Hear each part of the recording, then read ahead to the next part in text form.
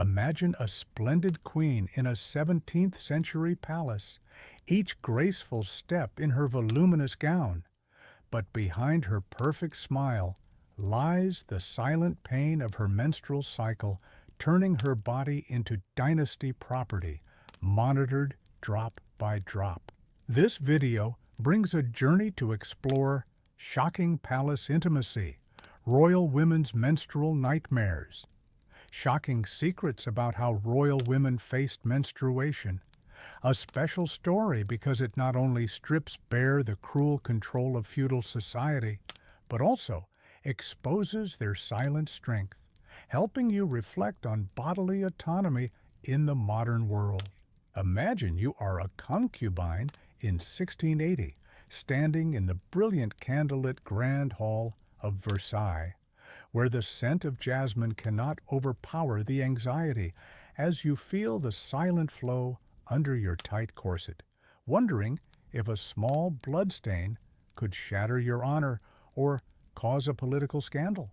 By watching this video to the end, you will not only grasp hidden historical truths, but also derive profound lessons about gender inequality, social pressure, and women's resilience, helping you identify similar prejudices in today's life and promote greater equality. Do not take your eyes off the screen, for these secrets are not only the nightmares of ancient royal women, but may also awaken your awareness of bodily freedom and the cruelty of social control forever. The secret surveillance of royal menstrual cycles.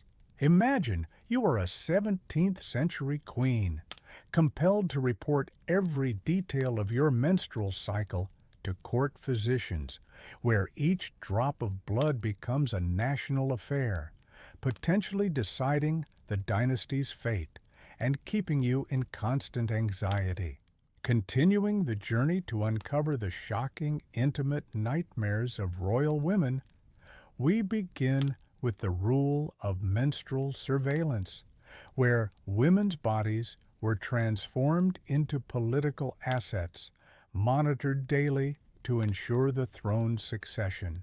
In the European palaces of the 17th and 18th centuries, the menstrual cycles of queens and consorts were rigorously tracked, not merely as a health matter, but as a critical political factor, with physicians documenting monthly reports for the king, courtiers, and even foreign ambassadors through coded letters. A striking example is Marie Antoinette, wife of Francis Louis XVI, whose cycle was closely scrutinized to prove her fertility.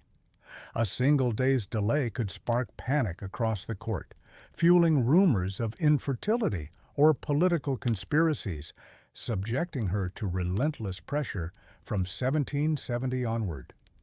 This rule stemmed from the need for dynastic continuity, where regular menstruation signaled hope, while irregularities risked scandal, leading to invasive medical exams or toxic treatments. Modern psychology suggests it caused lasting trauma, making women feel their bodies were not their own, fostering chronic anxiety and isolation.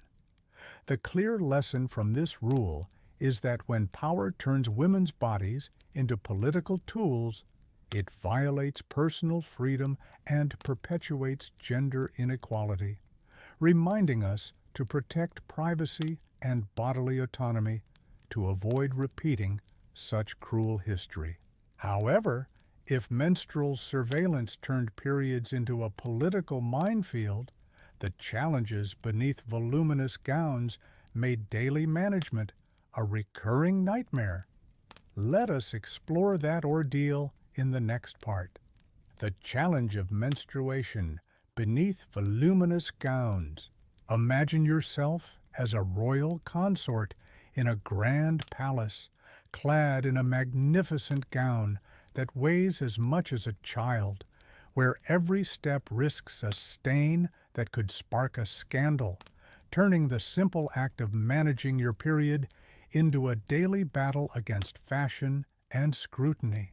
As the secret surveillance of royal menstrual cycles transformed women's bodies into political instruments under constant watch, the physical challenge of managing menstruation beneath the elaborate gowns of the era added a layer of relentless struggle, making every moment a test of endurance and discretion.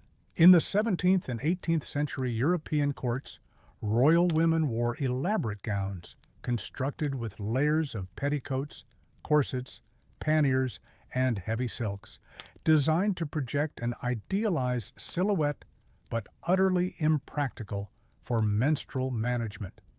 These outfits, often weighing 10 to 20 pounds, restricted movement and required assistance from attendants for dressing and undressing, complicating the task of changing cloth pads, typically linen or cotton strips, tied with belts multiple times daily. A vivid example is Queen Anne of England, who, during her reign in the early 1700s, endured long court ceremonies at Whitehall Palace, where her ladies-in-waiting orchestrated discreet wardrobe changes to prevent leaks that could stain royal cushions or spark rumors of miscarriage, a potential political disaster given her 17 pregnancies, most unsuccessful. The tight corsets and voluminous skirts made hygiene a logistical nightmare, as undressing during banquets or audiences required retreating to private chambers, often impossible without drawing attention. Leaks were not mere embarrassments, but could be interpreted as omens of dynastic failure, amplifying the pressure to maintain flawless composure. Psychologically, this fostered a constant state of hypervigilance, as women feared public humiliation. Physically, the restrictive garments caused discomfort, chafing, and infections, exacerbated by inadequate sanitation. Socially, the reliance on trusted attendants highlighted the class dynamics, as only noblewomen handled such tasks to prevent gossip from reaching rival factions. This ordeal underscored the era's commodification of women's bodies, where even natural functions were public performances subject to scrutiny. The clear lesson from this challenge is that societal expectations of perfection can transform natural bodily functions into sources of shame and control, reminding us that true equality requires practical support and freedom from judgment to ensure dignity for all. However, if managing menstruation beneath gowns was a daily ordeal, the critical role of ladies-in-waiting in safeguarding these secrets added another layer of complexity, leading us to explore their silent guardianship in the next part. The role of ladies-in-waiting in guarding secrets. Imagine yourself as a queen, surrounded by opulent splendor, yet utterly dependent on a trusted circle of women, where a single whisper from these confidants about your monthly cycle could unravel a dynasty, turning their loyalty into a shield against political ruin. As the challenge of managing menstruation beneath voluminous gowns tested royal women's endurance and discretion, the critical role of ladies-in-waiting emerged as a cornerstone of the harem's secrecy, their silent guardianship ensuring that intimate details remained protected from the prying eyes of a treacherous court.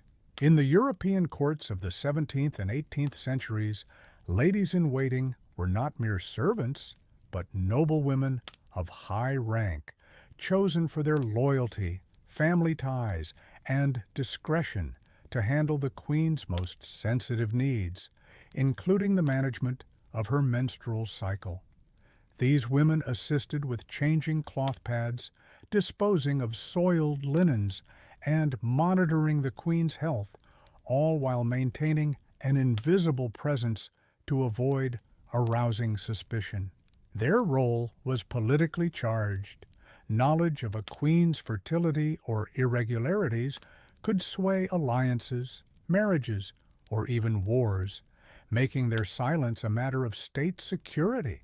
A striking example is Lady Sarah Churchill, confidant of Queen Anne of England in the early 1700s, who meticulously oversaw Anne's menstrual needs during her frequent pregnancies and miscarriages, discreetly passing reports to physicians while shielding details from rival courtiers who might exploit the Queen's health to destabilize her reign.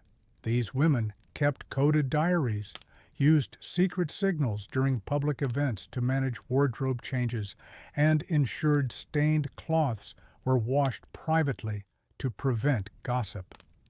Psychologically, this responsibility weighed heavily.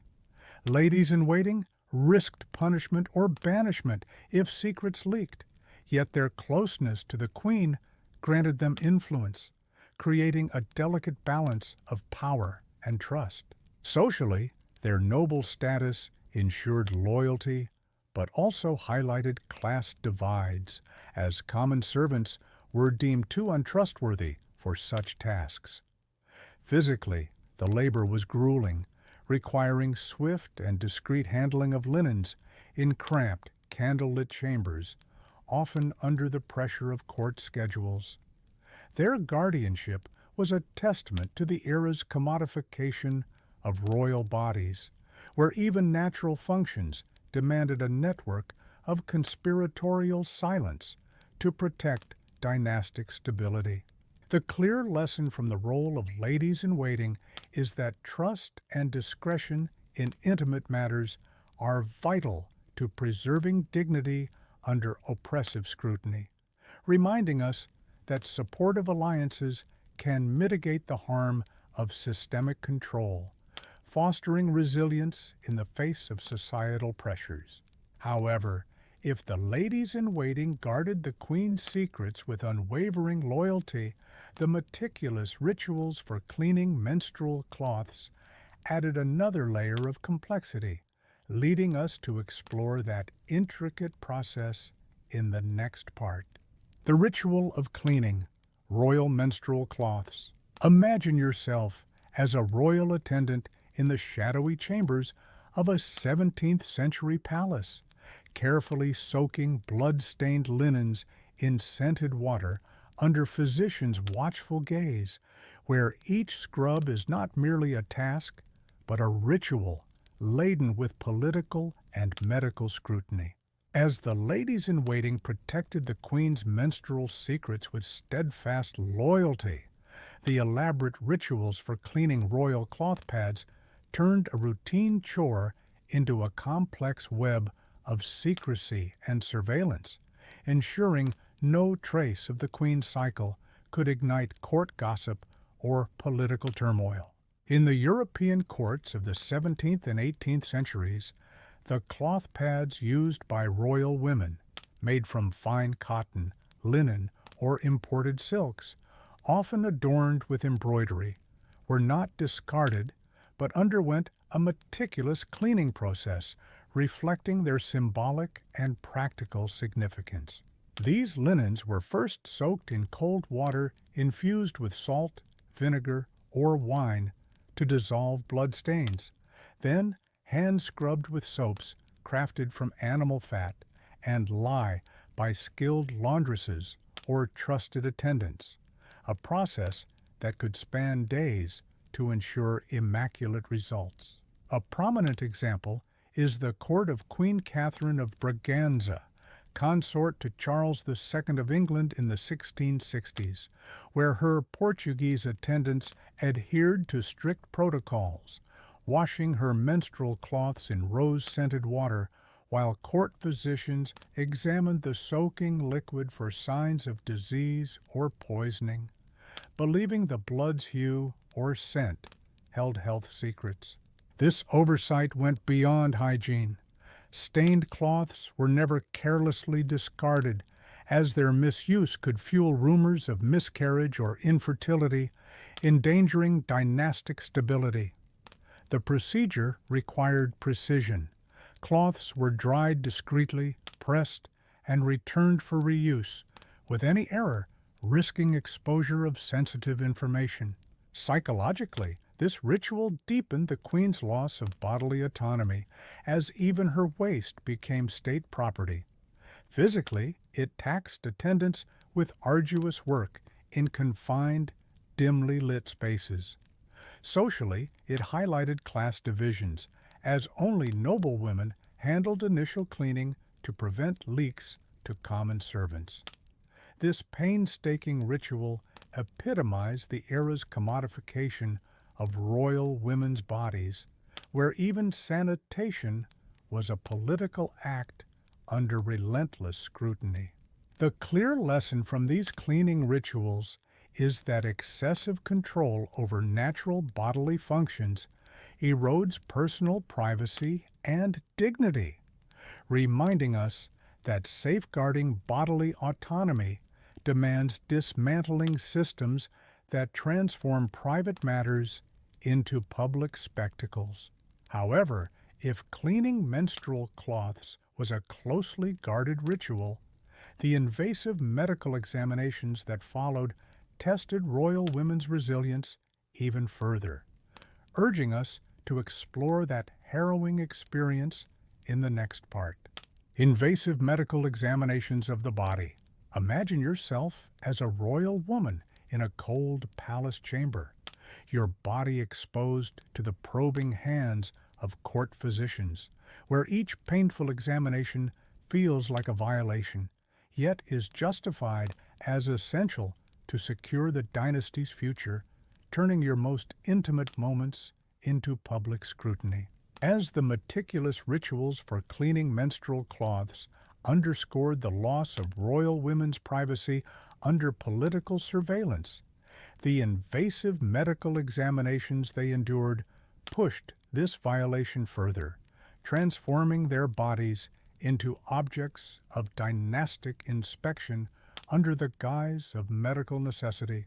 In the European courts of the 17th and 18th centuries, royal women faced regular and intrusive medical checkups, particularly when their menstrual cycles were irregular or ceased, as fertility was paramount to securing dynastic succession. These examinations, conducted without modern tools or proper hygiene, involved physicians inspecting soiled menstrual cloths and performing internal assessments with crude instruments, often causing pain or infections. A striking example is Queen Catherine of Braganza, consort to Charles II of England in the 1660s, who endured relentless examinations due to her failure to produce an heir. Court records, such as those by physician John Freind, describe how she was subjected to probing by metal speculums, leading to weeks of discomfort and suspected infections, all while courtiers whispered about her barrenness as a threat to the Stuart dynasty. These procedures were not private. Attendants, and sometimes even nobles, observed as the Queen's reproductive health was a state matter, with findings reported to the king and council. Psychologically, the experience fostered profound shame and helplessness as women like Catherine internalized their bodies as public property, their pain dismissed as secondary to dynastic goals. Physically, the lack of sterile conditions heightened risks, with infections like pelvic inflammatory disease common, sometimes causing permanent damage to fertility.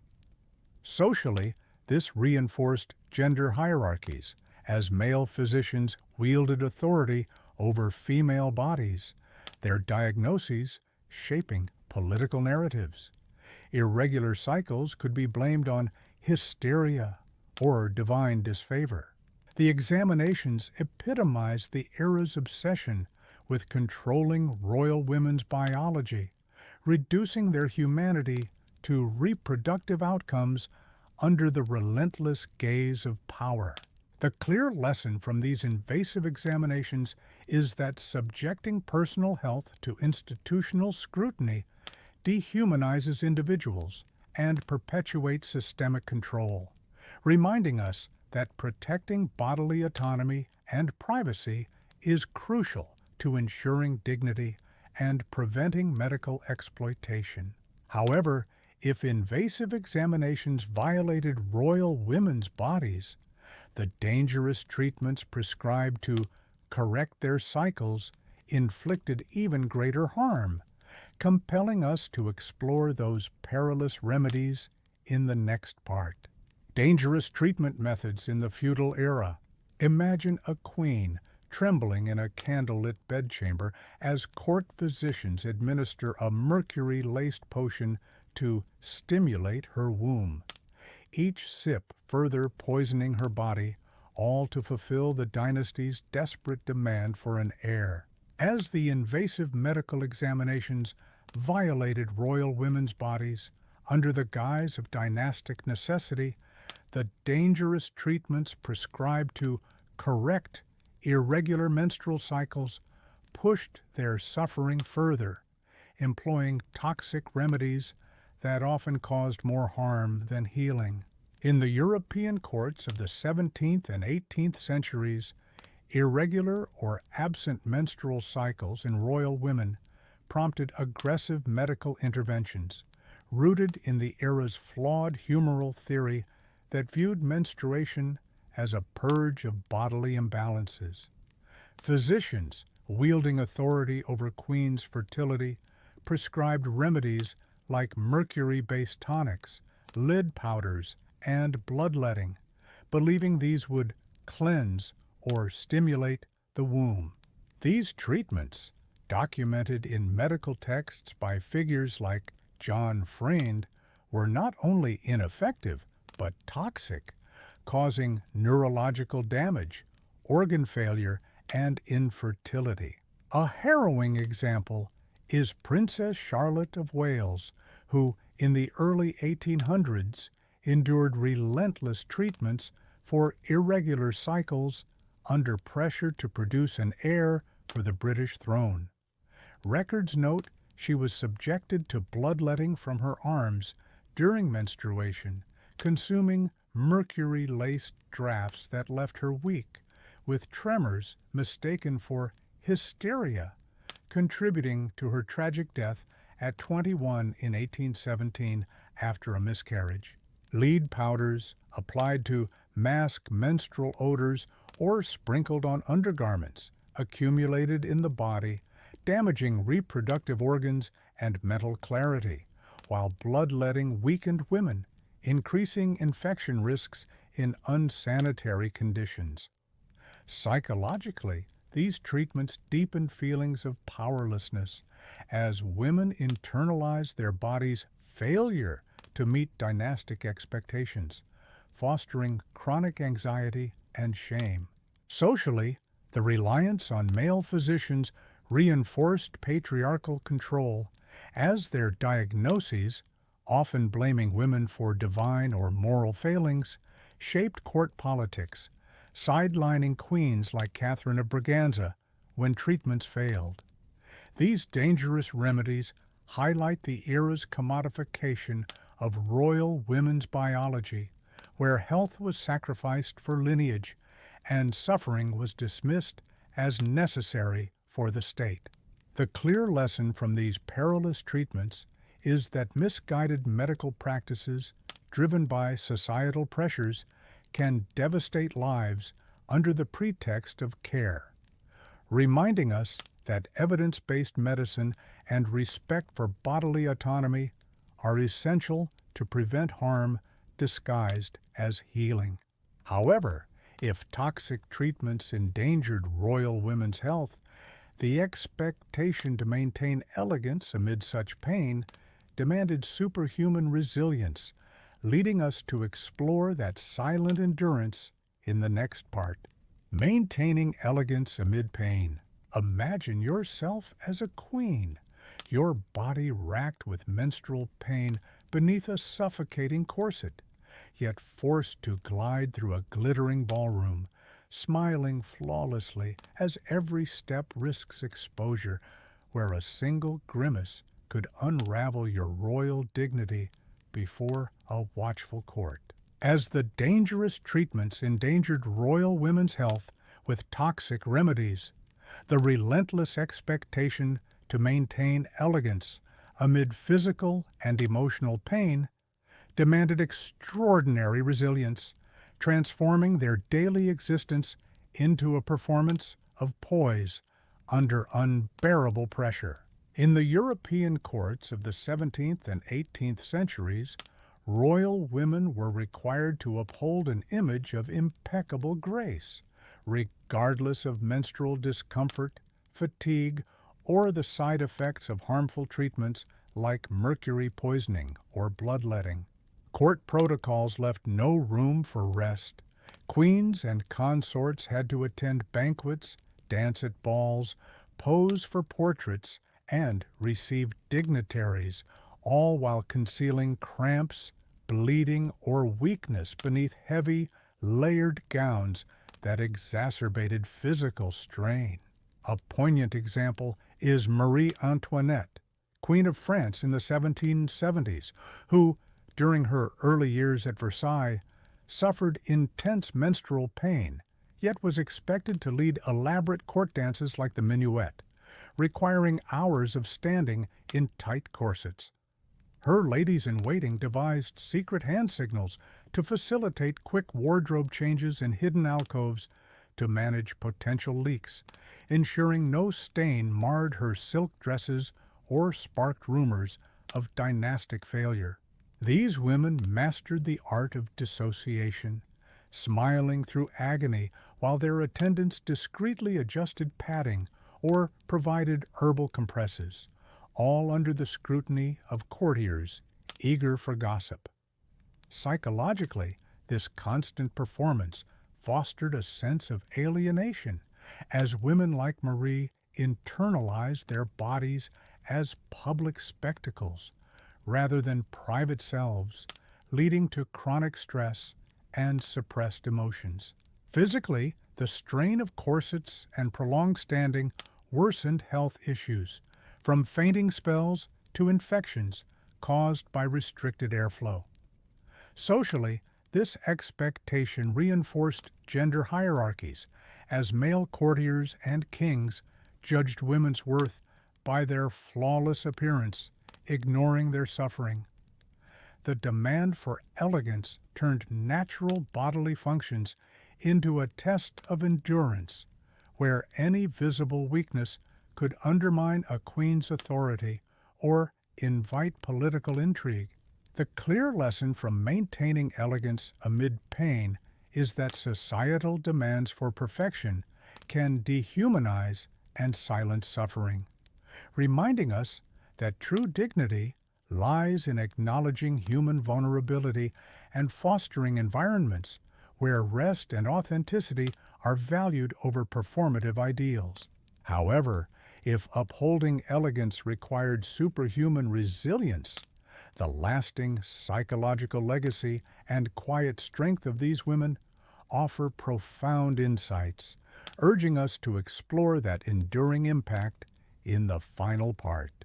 The psychological legacy and silent strength of women. Imagine yourself as a royal woman centuries after your reign, your silent struggles preserved in forgotten letters, where the burden of relentless surveillance and pain lingers as a haunting legacy.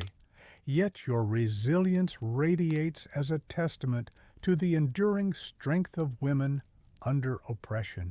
As the demand to maintain elegance amid menstrual pain required extraordinary resilience from royal women, the lasting psychological legacy of their ordeals and their quiet strength offer a profound narrative of survival, shaping our understanding of gender, power, and perseverance through time.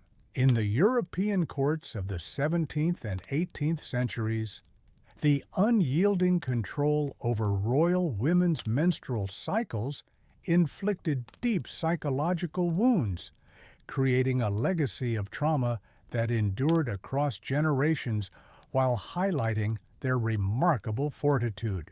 The constant monitoring, invasive examinations, and toxic treatments fostered chronic anxiety and dissociation, as seen in Duchess Elizabeth Charlotte of Orleans letters, which reveal the exhaustion of being treated as a vessel under scrutiny, her private suffering debated by courtiers as state policy. These experiences, recorded in correspondences like those of Marie Antoinette, expose feelings of isolation and powerlessness as their bodies were reduced to public property, judged for dynastic outcomes rather than personal well-being. Psychologically, this led to symptoms resembling modern PTSD, with women suppressing emotions to meet courtly demands, passing down coping strategies to daughters that normalized silence and endurance. Socially, the legacy reinforced patriarchal norms as later generations faced similar bodily controls, from Victorian corsets to early 20th century medical misogyny, echoing the commodification of female biology. Yet, amidst this suffering, royal women showed quiet strength, managing pain with grace, strategizing with loyal attendants, and persevering for their realms. Their resilience inspired feminist scholars to rediscover their stories, as seen in analyses of Catherine of Braganza's letters, highlighting her stoic endurance of infertility accusations. This legacy challenges modern menstrual stigmas, urging advocacy for bodily autonomy and destigmatization, as seen in contemporary movements like period poverty campaigns. The clear lesson from this psychological legacy is that systemic oppression can inflict enduring trauma, but the resilience of survivors provides timeless inspiration, urging us to honor their strength by dismantling controls over women's bodies and fostering empathy for their struggles. In concluding this exploration of shocking palace intimacy and royal women's menstrual nightmares, we reflect on how their silent struggles beneath layers of silk and scrutiny reveal the cost of power and the triumph of human spirit. From surveillance to toxic treatments, their stories expose a world where biology was politicized, yet their resilience shines as a beacon of hope. Thank you for joining this journey. May it inspire you to champion bodily freedom and celebrate the quiet strength of women, past and present, in a world still learning to listen.